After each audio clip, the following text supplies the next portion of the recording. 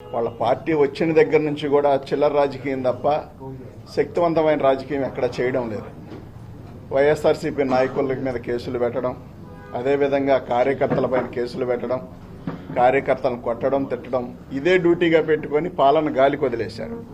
ఎక్కడన్నా ప్రశ్నిస్తారేమో అని చెప్పి ఒక భయంతో ఈ కేసులు పెట్టి భయపెట్టి మరి రకరకాల ఇబ్బందులు పెడతా ఉన్న సందర్భంలో మిర్చి రైతులు ఇబ్బంది పడతా ఉన్నారని చెప్పి జగన్మోహన్ రెడ్డి గారు గుంటూరుకు వస్తూ ఉంటే ఇవాళ కనీసం ఒక పోలీసుని కూడా లేకుండా మరి మొత్తాన్ని వదిలేసి ఏమీ తెలియనట్టుగా మరి వాళ్ళు యాక్ట్ చేస్తా అంటే కళ్ళు లేని కబోదుల్లాగా యాక్ట్ చేస్తూ ఉన్నారు. కానీ ఒకసారి గుర్తించాలి మీరందరూ కూడా, గతంలో జగన్మోహన్ రెడ్డి గారు ఎలాంటి నిర్ణయాలు తీసుకొని ఉంటే చంద్రబాబు నాయుడు గారు కానీ, పవన్ కళ్యాణ్ కానీ, ఇంకా ఎవరైనా వాళ్ళ కుమారుడు లోకేష్ కావచ్చు, ఎవరైనా మీటింగులు పెట్టగలిగే వాళ్ళ ఎక్కడైనా ఇలాంటి చిల్లర పనులు వైఎస్ఆర్సీపీలో జగన్మోహన్ రెడ్డి గారు ముఖ్యమంత్రిగా ఉండగా జరిగినాయా? కాబట్టి ఇవాళ రైతులు పడుతున్న ఇబ్బంది కూడా మీరు గాలికి వదిలేసి వాళ్ళ గురించి పట్టించుకునే పరిస్థితిలో మీరు లేరు. ఇవాళ మీరు ఇచ్చిన హామీలన్నీ కూడా పక్కన పెట్టేసి వైఎస్ఆర్సీపీ మీద పగ తీర్చుకోవడమే ధ్యేయంగా పనిచేస్తా ఉన్నారు. కానీ ఒకసారి గమనించండి, మీకు వైఎస్ఆర్సీపీ నాయకులపైనో లేకపోతే మీరు ఎంజాయ్ చేయడానికో ప్రజలు అవకాశాలు కల్పించలేదు.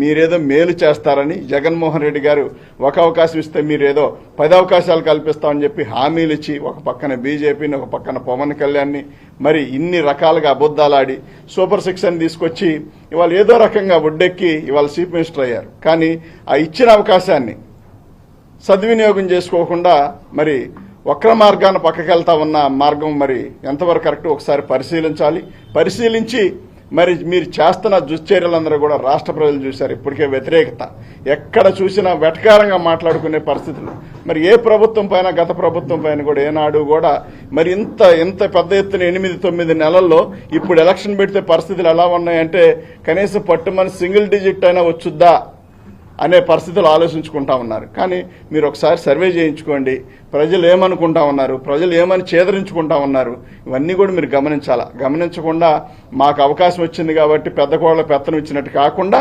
మీకు ఇచ్చిన అవకాశాన్ని ప్రజలకు ఉపయోగపెట్టే విధంగా పథకాల హామీలు ఇచ్చిన హామీలన్నీ కూడా గాలికి వదిలేకుండా ఇక నుండి అయినా సరే ఇచ్చిన హామీల్లో ఎంతో కొంత ప్రజలకు తీర్చండి, ప్రజలకు ఇవ్వండి. మరి వాళ్ళు ఎదురు చూస్తూ ఉన్నారు. మీ మీద ఆశతో మీకు ఓట్లేశారు. మరి ఓట్లేశారని మీరు అనుకుంటా ఉన్నారు. ఓట్లేశారా, ఇంకో రకంగా వచ్చింది అవకాశం అనేది ఏదైనా పక్కన పెడితే మీరు మాత్రం ఖచ్చితంగా ఇచ్చిన హామీలు నిలబెట్టుకొని జగన్మోహన్ రెడ్డి గారి విషయంలో, సెక్యూరిటీ విషయంలో మీరు తీసుకున్న నిర్ణయాలు చాలా తప్పిదమైనవి. అవి ఖచ్చితంగా మళ్లీ పునరావృతం కాకుండా మీరు నిర్ణయాలు తీసుకోవాలి. అదేవిధంగా జగన్మోహన్ రెడ్డి గారు కూడా మరి జెడ్ కేటగిరీ భద్రత మరి కేంద్ర ప్రభుత్వం కానీ కల్పిస్తే ఖచ్చితంగా బాగుంటుంది. ఆయన ప్రజాదరణ కలిగిన నాయకుడు, మాస్ లీడర్. ఆయనకున్న మరి జనం ఆదరణ చూశారు ఇవాళ.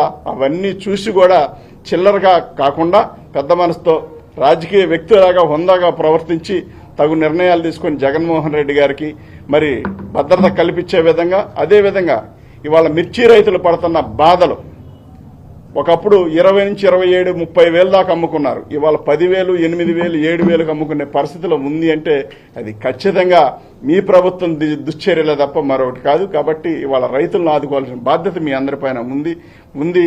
మరి దాన్ని మీరు ముందుకు తీసుకెళ్లి రైతులను ఆదుకోవాలని చెప్పి విజ్ఞప్తి చేస్తూ సెలవు తీసుకుంటా ఉన్నాను.